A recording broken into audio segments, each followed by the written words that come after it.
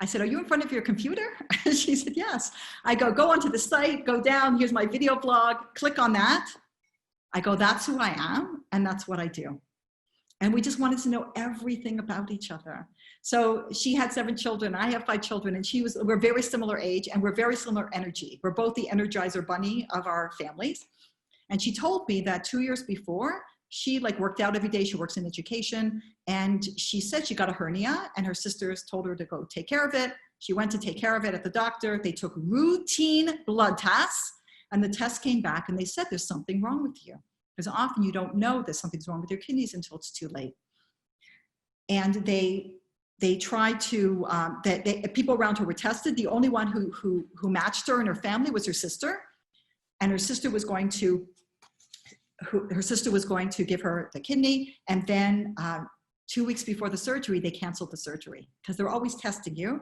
And at one point, that her sister was spilling too much protein into her urine. That means her kidneys were not also 100%, and they canceled the surgery. She said, Lori, when they canceled the surgery, I was devastated. My sister was inconsolable. My kids, she goes, and I didn't leave my room for a week. And then she got the call about me. So the plan was that I was going to go to New York the surgery was going to be on a Thursday. My husband and I were going to drive to New York on a Sunday, be tested Monday, Tuesday, Wednesday, have the surgery on Thursday. My husband was going to come back and have Shabbat with the kids. And 2 or 3 days later, I would come back. Then I realized throughout Shabbat, before we were leaving, I realized this is a bad plan, okay? There's a reason why my husband became a rabbi and not a doctor, okay? When I'm giving birth, my husband is a deer in the headlights. He is useless. And this is the guy I'm gonna bring to the surgery, bad plan. So on Motzei Shabbat, I called Rebecca and I said, Rebecca, I'm thinking maybe it's better if Yaakov stays with the kids, and could you possibly come with me to DC? To New York for the surgery. And she was one of those people that she could work remotely. She goes, absolutely. So I said to my husband, Yaakov, maybe you should stay here with the kids and Rebecca will come with me. He goes, oh, really? Oh, thank you so much. Okay. So Rebecca and I go on Sunday and we travel to New York. On the way, I get a call from the woman. And she said to me, she invited us, me and Rebecca, to come for dinner that night to meet her and her husband. After all this time, I'm going to meet her in Muncie. And so I got the phone, I go, Rebecca, we're gonna go to Muncie tonight. We're gonna meet her and her husband. Rebecca looks at me, she goes, you're not gonna wear that, are you? It was like a first date. So we're all nervous and we go and we change and everything and we drive out to Muncie. And I met her and her husband. And her husband, he kept wanting to thank me. And every time he looked at me, he started crying. And I'm like, don't think it's okay, it's fine, fine. And she made us the most delicious dinner and she ate nothing. And I said, why aren't you eating? She says, well, when I was diagnosed, they put me on a very strict diet. I could have no protein and no potassium and no dairy and no, she's listing all these things. I go, well, what is there left to eat? She goes, well, for lunch, I had some rice cakes and for a treat, I put some mayonnaise on them. They told me at the clinic, this woman follows all the rules. She's gonna take very good care of your kidney. And afterwards, after dinner, she showed me wedding albums because in the 2 years since she was diagnosed, she married off 3 of her children. And I'm opening up these albums and I see her children and she had twin granddaughters. And I realized this is not just about this woman. This is her husband is sitting there and her children and her grandchildren. And at one point I saw a picture of her looking at her daughter walking down the aisle. And you can't really tell that she was sick. Her pallor was slightly off. And I said to her, what were you thinking when your daughter was walking down the aisle? You knew you were sick. Nobody matched you. It's a 3 to 5 year waiting list in New York State to get a cadaver kidney. That means a kidney from somebody who's dead. It's much better to give it from somebody who's alive. I said, what were you thinking? She said, when I saw my daughter walking down the aisle, I was thinking, if I don't make it, she'll be okay. She's marrying a good guy. I just wanted to live to marry off my last 2 children. So then we go back to the apartment hotel. Monday tested, Tuesday tested. On Tuesday, I meet my surgeon, okay? So Dr. Greenstein is going to put the kidney in her, but I met the surgeon, this woman who's going to take the kidney out of me. And she said to me, I remember she said to me, I had to sign all these God forbid forms, okay? Even though it's really just like an appendix, they do it laparoscopically. It's still, you're under anesthesia and there's, risks that you take. And I'm signing all these forms. And she said to me, Lori, when they're wheeling you into the operating room, you can still change your mind. I won't tell them you changed your mind. I will tell them I found something and we can't do the surgery. Let me be the fall guy. On Wednesday, I wake up and I'm like nervous. I go, I'm nervous. And Rebecca goes, let's go into town and let's like go to a movie and we'll distract you. And to really distract me, I took our daughter, Shoshana, who's going to college in New York, and her friends out for dinner. So we all go out for dinner. And on the way to dinner, my phone rings and it's her. I want you to appreciate what a special, special person this is. She said, Lori, I go, how are you feeling? Because they're testing her also. She said, Lori, I'm calling to tell you, you don't have to do this. You have 5 children. You have responsibilities in the Jewish world. I'm going to be okay. I promise you. It's okay. You don't have to do this. Now, I want to tell you, I'm not as nice as she is. If I was the recipient, I'd be at home praying, don't change your mind, don't change your mind, don't change your mind. And this woman's giving me a hall pass, a get out of jail free pass. And I said to her, it's unbelievable that you're saying this to me, but you're going to see me tomorrow morning at 6 a.m. You can count on me. We get to the restaurant, the phone rings. It's her son. She waited until the night before to tell her children about the surgery because they were so devastated the year before when it was canceled. I excuse myself from the table and her son says to me, I'm calling on behalf of all the children to thank you for saving our mommy's life because we love our mommy so much. This was the world I was in. The next morning, I wake up, I go to 6 a.m., go to the hospital, there she is, there's her husband, there's Rebecca, there's my daughter Shoshana, and my husband calls, it's a little bit emotional, and they're gonna take me in, it's gonna be hours before they need her. People ask me, was there ever a time you thought of changing your mind? And there was one, and it's coming up. We go in, I walk, I thought I was gonna go on a gurney, but I like walking, with the nurse, with my IV, and we walk into a room that's like a semi-sterile room, and she puts her hand on the door to open up the operating room. And she says to me, are you ready? And I said, hold on. I said, I have to say a prayer, because I knew I had to say the Shema before they put me under. And I was afraid once I got in, I would forget. I said, I have to say a prayer. She goes, okay. So I say the Shema. And the essence of prayer is, what do you want and why do you want it? So what did I want? I wanted to live, and I wanted her to live. And the answer was what? And I asked myself, why? What was I going to do with my life? Okay, finished. I said to her, okay, I'm ready. She opens the door. I walk in, and I freak out.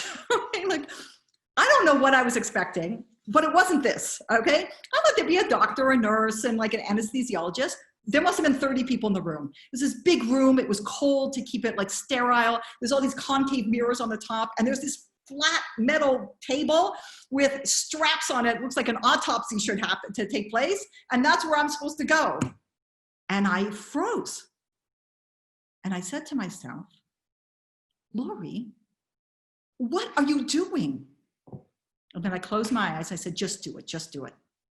And I walked over, I laid down, and the next thing I knew, I was in recovery. I have no memory of it whatsoever.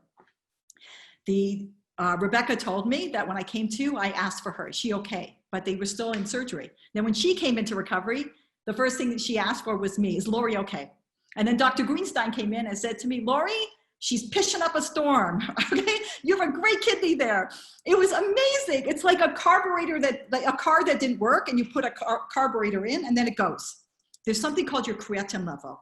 You want it to be very low. If you're at a 10, then that means that you have to go on dialysis, that your kidneys are not functioning.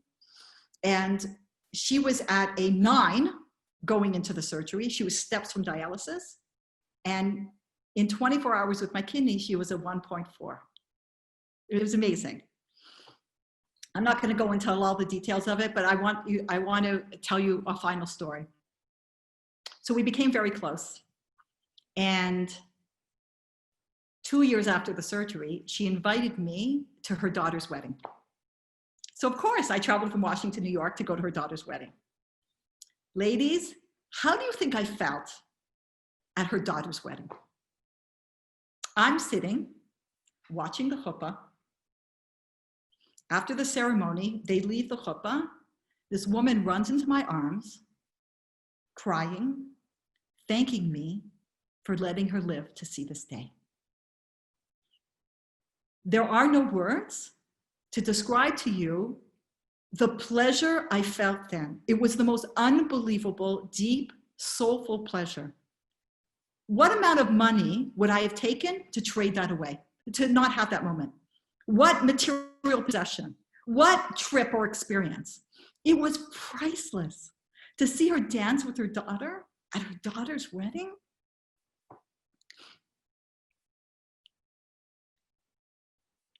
People sometimes are critical when I say it was one of the greatest experiences of my life. They go, how could it be greater than having children? You know, the initial desire to have a child is actually a selfish desire. I want a baby. See my baby? Quickly you realize you're in it for them and they're not in it for you. This was the purest opportunity that Hashem ever gave me to give, just to give. And people would say to me like, okay, I can understand giving it to like your mother or your kid or whatever, but to give it to somebody you don't know? I said, I'd rather give it to somebody I don't know. Number one, I'm glad nobody I know needs a kidney. But number two, imagine I gave it to somebody who I know. Okay, I have a friend Ruth and we work together, Mommentum, our kids are friends, we carpool together. Imagine, God forbid, Ruth needed a kidney. Of course I would give her my kidney. Now it's 6 months later and I'm flying to LA to speak. And I call up Ruth, Ruth, can you cover my carpool this week? I have to go to LA to speak. And she goes, you know what, I'm too busy this week. I'm really sorry, I can't. What am I thinking? I gave you my kidney. You can't cover my carpool? It creates an imbalanced relationship. And I don't know about you, but I don't like imbalanced relationships. You need a kidney, take my kidney. Gesundheit, hey, have a good life. Like, you don't owe me anything. Somebody came up to me just before I went to have the surgery. I was at some event and she goes, somebody just told me that you're going to donate your kidney to a woman you never even met before. Is that true? And I said, it's true. And she said, Lori, because of what you're doing, I may not donate my kidney, but I will be more of a giver. Givers are happy people, ladies. Takers are happy at the moment, but in the long run, givers are happy people. God creates needs in the world so that we can give. And the more you give, the more you love.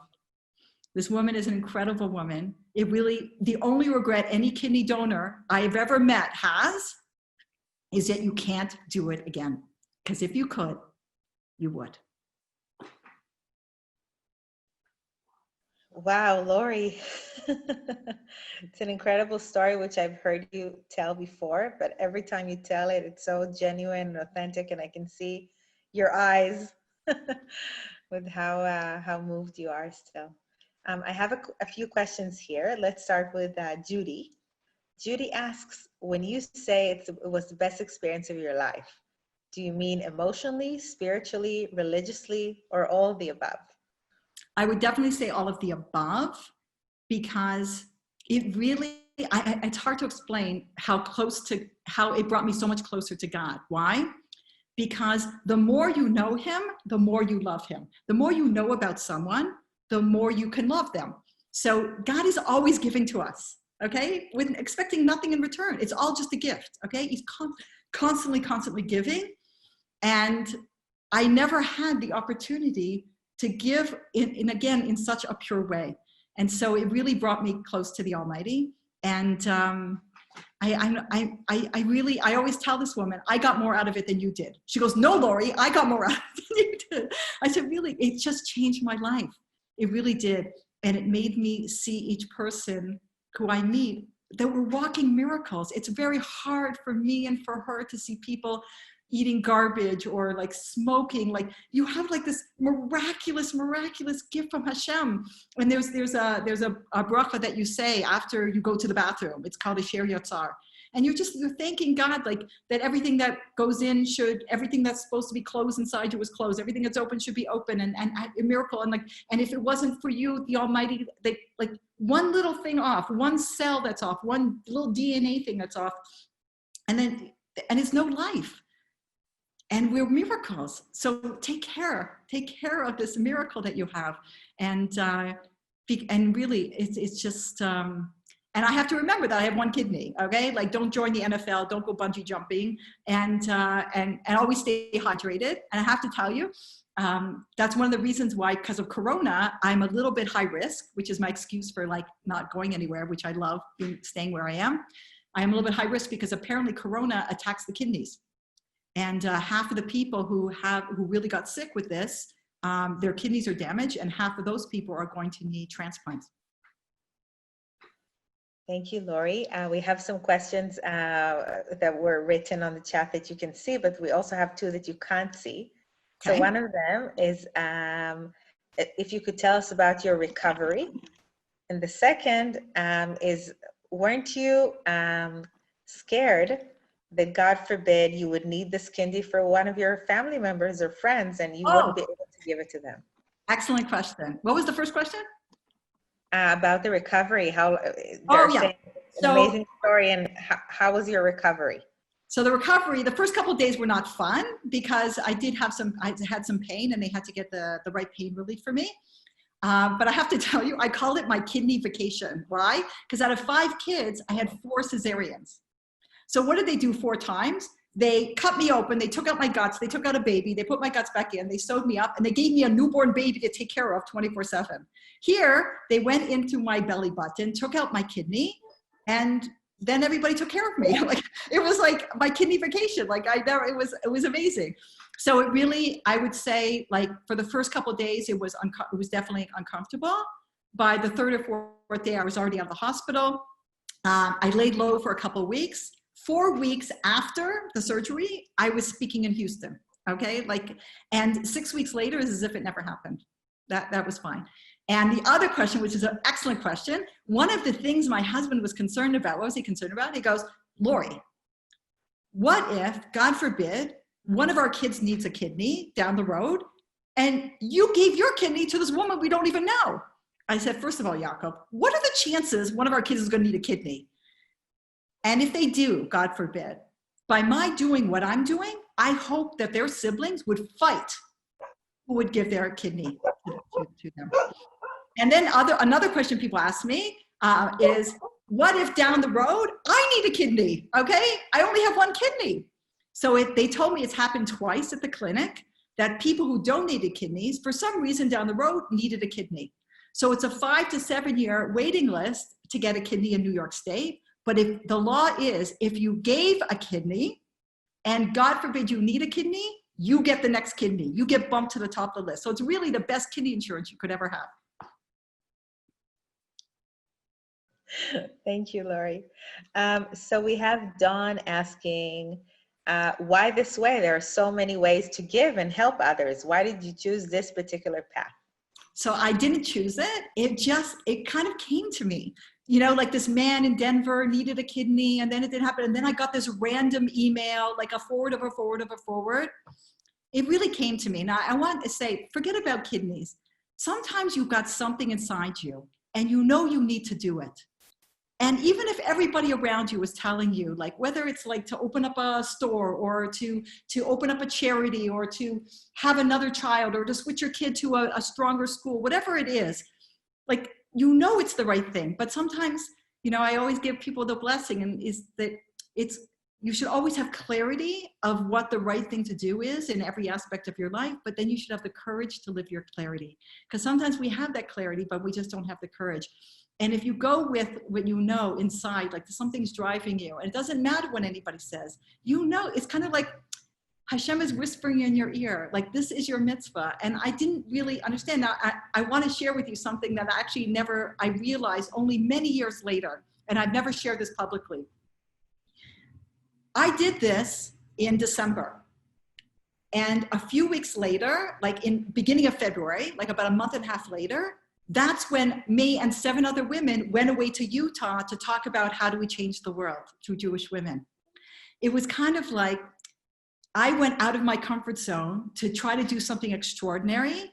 And the Almighty, the Mida Keneged Mida, is the Almighty gave us the opportunity to do this movement, to do something extraordinary. It's kind of like, once you raise the bar, okay, now the bar is higher, okay? And the opportunity is greater, and the challenges are greater too, but the opportunity to accomplish is also greater. So I think that if you show Hashem that you have the guts to do this, then perhaps he opens a door of another opportunity of what you can do.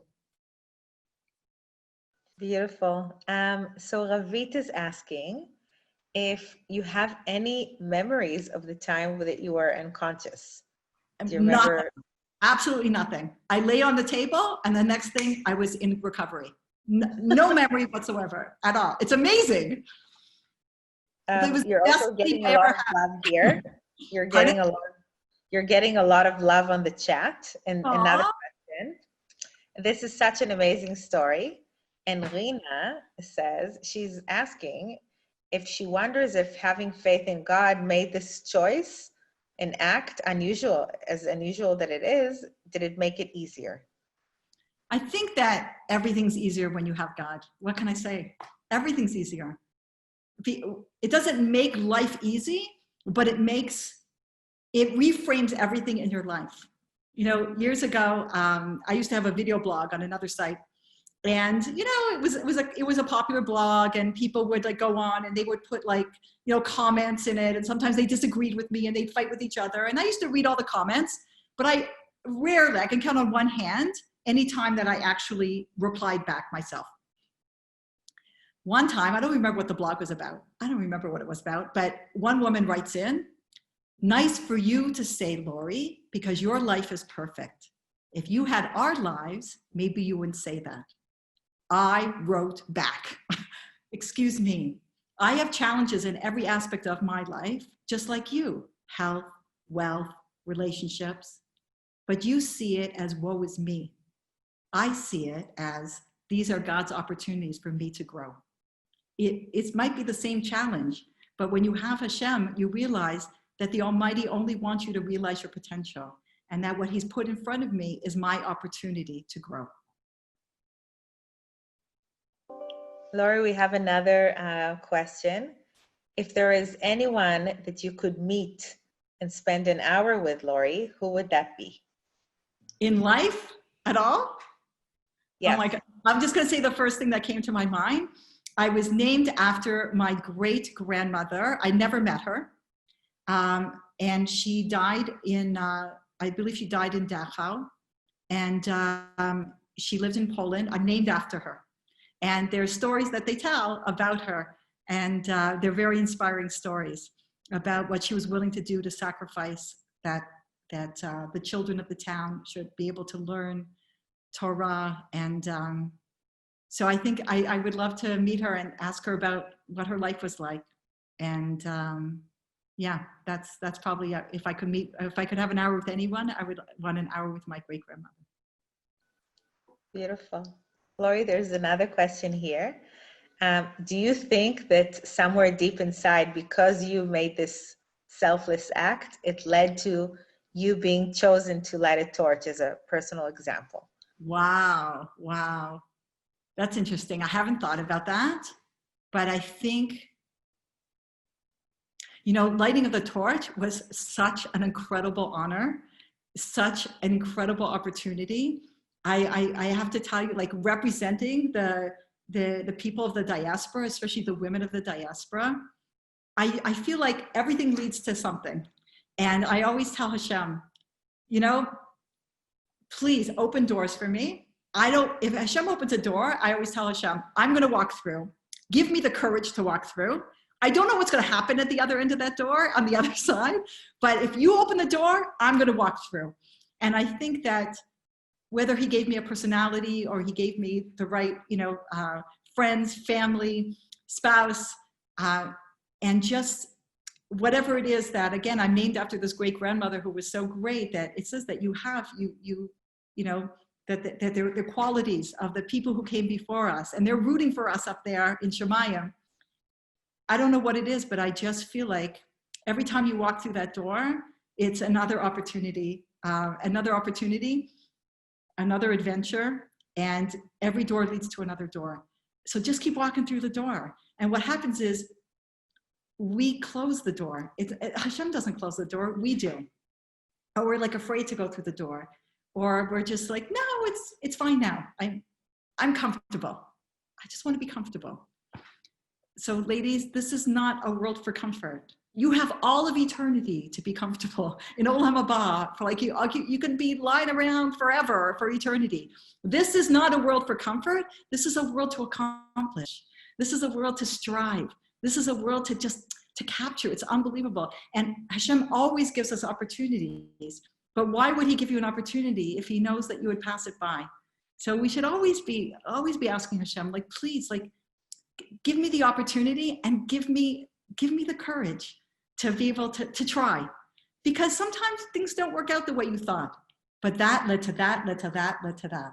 If you all look back at your lives, you're probably thinking, oh, in high school, that guy, and he didn't ask me out. That was the worst thing in the whole world. But thank God he didn't ask you out, because you married who you married. But if that didn't happen, that didn't happen. And you thought it was the worst thing that you got fired. And you thought it was the worst thing that this happened. But that led to that, led to that, led to that. So we are people who live in the present because we're human. We dwell on the past and we worry about the future. Hashem sees, he's not bound by time. We are bound by time. So Hashem sees past, present, and future in one glance. He sees where you came from, he sees where you are, and he even sees where you're going. But we have free will, we have bechira, we can choose. So Hashem can give us choice, and we could go left or we could go right. We could go through the door, or we could just sit down and say, no, I'm fine where I'm at. That's our choice. So, and it's two different lives. You know, I think about some of the choices I made in life. You know, when I first came to Israel, I decided to, you know, the second time I came to Israel, I decided to stay. I ended up staying for a year. I only came for 6 weeks, and I stayed for a year. Well, most of my friends got on a plane and left.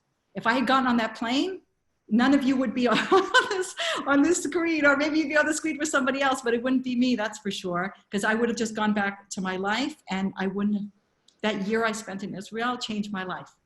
But I had to make the choice not to get on that plane. And I had lots of reasons to get on that plane. I had a big job back there. I had a guy waiting for me back there.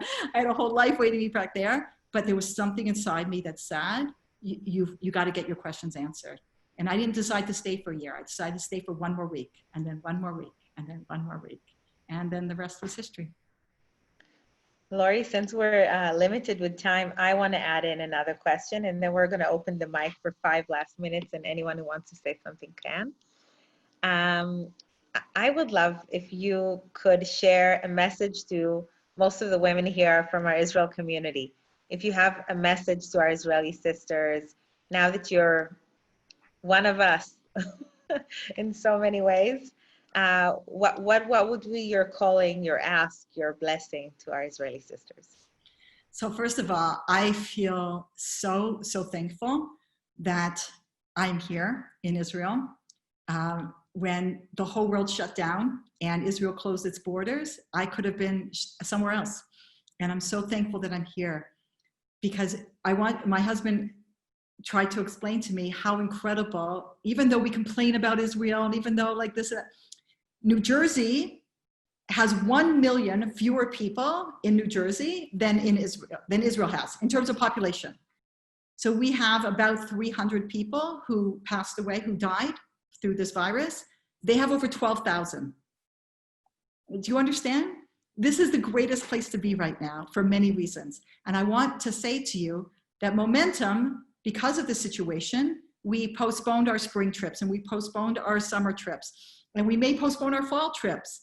So I said to them, and I said to Donna, like, oh my gosh, like if the women can't come here, we're doing tons online. As Donna said, like instead of 3,000 women a year, we're inspiring 3,000 women a day. But who's here? You. You're here. So let's focus on Israeli women. This is the greatest. Let's harness your energy. Let's see what we can do in Israel. We can be focused. We're not distracted by 30 other countries. Let's just focus in on Israel. So I think that we have a lot of exciting things coming up, planned. I think Donna might be telling you about it. We might do a Shabbaton or what, but I'm here, Neely's here, Raquel's here, Donna's here. We have a whole team here, and you're all here, and this is amazing. You can't leave the country, and nobody can come to the country, so let's do it here. And I'm very excited to be here, and I would never want to be anywhere else in the world. And when I saw the planes going out to bring your children home from the four corners of the world, it was the most beautiful, beautiful, moving thing to watch. And that they're singing Gesher Tzarmayot on the plane. And Hashem wants his children home, all of his children, in every way, spiritually and physically. And there's a lot of people I know who were on the brink of like, should I move to Israel? And this has pushed them over. But now they can't get in yet. And I want to tell you that our son Zev, who was the Chaya Boded, who was in university in Toronto, and he thought he was going to spend the next many years in Canada. And on Lag BaOmer sent us an email and said, I'm making Aliyah. I'm coming back to Israel. Yay! So it'll be 3 out of 5, majority rules, and we just have to get 2 more here. So I could not be happier. You should feel so blessed and thankful that you're here. You are the envy of the Jewish world. People are suffering out there. People who want to come can't come. And we are really, you should feel very blessed and fortunate. Yes, we complain about this and we complain about that, but please stop and take a breath and just be so thankful that you're home, that Israel is one of the safest countries in the world to be in every way, and that you have each other. You have a beautiful sisterhood here, and we want to build on it.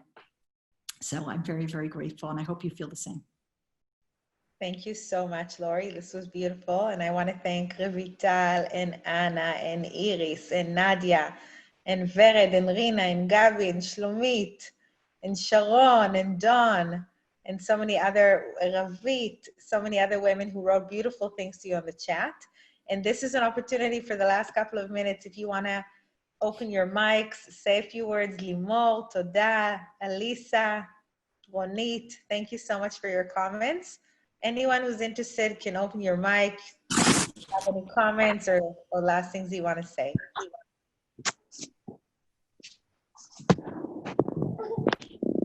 I want to thank the women who made the beautiful film for me. Thank you that they made. It was the most beautiful film. I was crying. Here. Shlomit, where are you? Shlomit is here. It was the most moving, most beautiful film. So thank you. And so many of you I see here like appeared on the film. And it was really so moving for me. It was incredible. It was worth everything. I'm so glad that you're so happy, and Lori, I did it for you, and you're such a special lady. Toda. Thank you so much for the inspiration. Toda, Shlomit. And Lori, I just want to let you know that while you light the, how you call it? Torch. The torch, yeah. While you light the torch, we felt, I felt as a part of it. I mean, part of the momentum and part of what all we did there. All the women that you talked about, we were part of it, and we were so proud. I was so proud, and I spoke with, couple that also wears the momentum as the Israelis women that come, and it was really, you give us the honor to do it, and we really appreciate it, and thank you very much for everything. Toda. Wow. Thank Lori, you. I want to say thank you. Where's Lori? Hey. Thank you so much. It was an unbelievable story. I heard time kept moving. You're so brave. I hope Kadosh Baruch Hu give me a koach to do it. But no, everybody's for different reasons. Kadosh Baruch Hu gives us a different power. But you did it, and I'm not. And I'm thinking about, yes, everybody can give in a different area, you can be again. But it's so inspiring, all this story. And you know what? I really appreciate that you're in Israel. Yes, I'm a little bit jealous because I want to be there too. But I think we all need you here. We need you in Israel. We need to do some, some good stuff for us because we're together. As you say, chazak nashim, chazak, I love it. Tammy. Toda רבה was great. תודה רבה. Where is אפשר? בבקשה, ורד. Lori, first of all, we were so proud of you in the torch, lighting the torch in Jerusalem. And you saw in the movie. Thank you from all of us. But now, after your story, you touched me so much. I don't know, what stories do you have more to keep us so proud each moment? You're amazing. Toda, Vered. Thank you. Thank you so much. There's also a note here from Rina. Thank you for your words of inspiration. You're such a great storyteller. It's an honor to be in your presence. And Nitsa that's thanking you. And Judith saying, gracias, Lori, from Madrid. And Giti, how inspiring you are. And so many, many, many, many other comments. So Wow. Without further ado, I'd really like to thank all of you so much for joining us tonight. It's been wonderful seeing so many wonderful faces that we love and a few new faces also. It really is a great opportunity to thank Shlomit for the amazing gesture and Tammy who worked both Thank you. so hard Thank on you, this Dana. film. It was my pleasure. Really, it meant a lot to all of us and especially to Lori who was really, really touched by it. We saw her message to you. So thank you. And with no further ado, just to thank you all for joining us. Have a wonderful night. Lori, thank you for your time and for your words of inspiration. I read all of the comments. Thank you. תודה רבה לכולם, לילה טוב. תודה רבה. לילה טוב. לילה טוב. תודה. תודה. Bye, Lori. Bye, thank you. Bye-bye.